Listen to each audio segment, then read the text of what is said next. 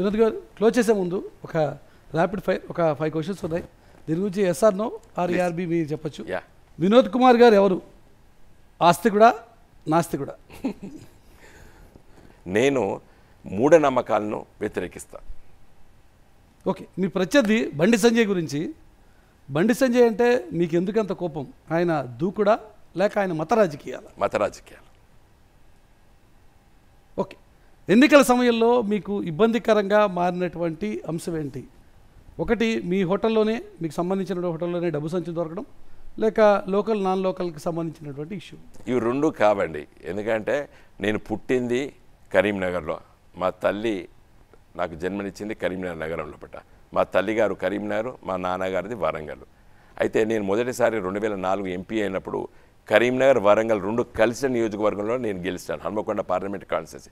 So నేను 20 సంవత్సరాల క్రితమే కరీంనగర్ ఎంపీని. ప్రస్తుత మీ పార్టీ పరిస్థితికి కారణం ఒకటి టీఆర్ఎస్ బీఆర్ఎస్గా మార్చడమా, లేక ఓటర్లని తక్కువగా అంచనా వేయడమా? ఇప్పుడు ఇవి రెండు కావండి. 10 సంవత్సరాల పరిపాలన తర్వాత ప్రజలు ఇంతకంటే మెరుగైనటువంటి అవకాశాలు మాకేమో వస్తాయా అని చెప్పి కాంగ్రెస్ పార్టీ ఇచ్చినటువంటి హామీల పట్ల కొంత ఆకర్షితులై మేము ఓటమి పాలైనాం.